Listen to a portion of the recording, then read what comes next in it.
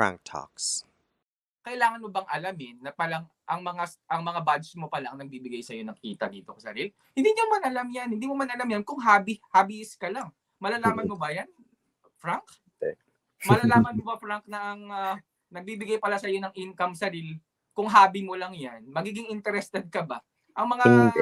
top 1 badge mo palang nagbibigay sa'yo ng income? Mm. Di ba? I-research Of mo ba course, yan? iche-check mo Manonood talaga yan. Bakit may Oo, di ba? ganyan? Kung Ay, hobby lang yan, isa walang pala sa problema.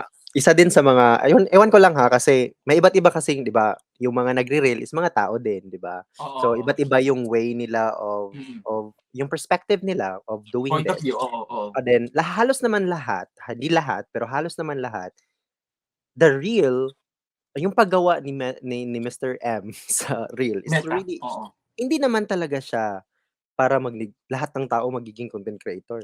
Dapat may tagapanood din, 'di ba? So, Correct.